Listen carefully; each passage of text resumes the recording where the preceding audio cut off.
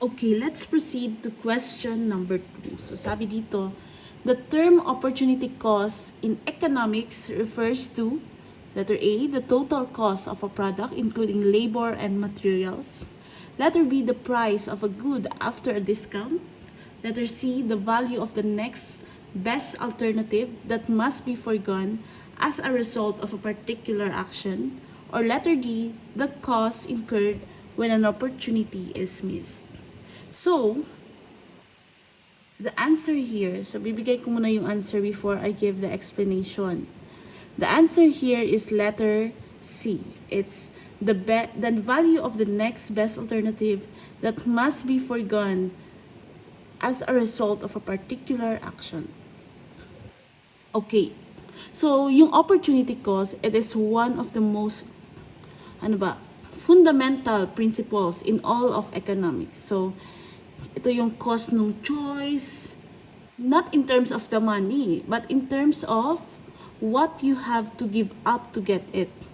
Kung ano ba yung kailangan mong i-give up para makuha mo yung, or, kasi diba, when you make a choice, may another choice na gini-give up ka. So, yung value nun, yun yung opportunity cost natin. So, since yung resources, diba, scarce siya, may kakulangan tayo sa resources, and we can't have everything. Di natin kaya makuha lahat. So, every decision may involve na trade-off. So, yung opportunity cost, yun yung value of the best thing you didn't choose. So, kung ano yung pinagpalit mo, yung value nun, yun yung opportunity cost. So for example, meron kayong 1 hour na free time. So, may tatlong option kayo. It's either mag-aaral kayo for agricultural economics and marketing na subject. Pwede din kayong manood ng movie with your friends. And pwede din kayong pwede ka ring matulog, di ba? So, if you choose to study for your exam, yung opportunity cost mo doon is the value of the next best alternative. So, pwedeng yung enjoyment yun na pwede mo sana makuha from watching the movie with your friends. Di mo kinount yung nap because it was your third choice. So, the opportunity cost is always the value of the best alternative you sacrifice. So, kung may tatlong options, yung opportunity cost doon is yung value nung second option mo, yung second choice mo. So, yun yung concept of opportunity cost. Now, tignan natin why itong letter A, letter B, and letter D ay hindi ito yung mga sagot. So, the first one, sabi dito, it's the total cost of a product, including labor and materials. Basically, ang pinag-uusapan dito is the production cost. Hindi ito yung opportunity cost.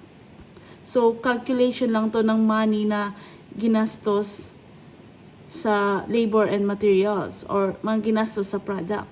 So, hindi to yung value ng foregone alternative. So, this is not the answer.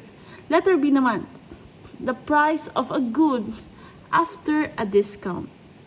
So, simply, ito yung final selling price. So, hindi siya economic concept ng cost in the sense of a trade-off. So, hindi din siya yung sagot. Letter D, the cost incurred when an opportunity is missed. Ayan. Ito, it sounds like opportunity cost, di ba? Pero hindi siya precise enough. Hindi niya specify that the cost is the value of the next best alternative. So, the term missed, medyo din siya, vague, medyo malabo. And pwede mo siyang ma-misinterpret.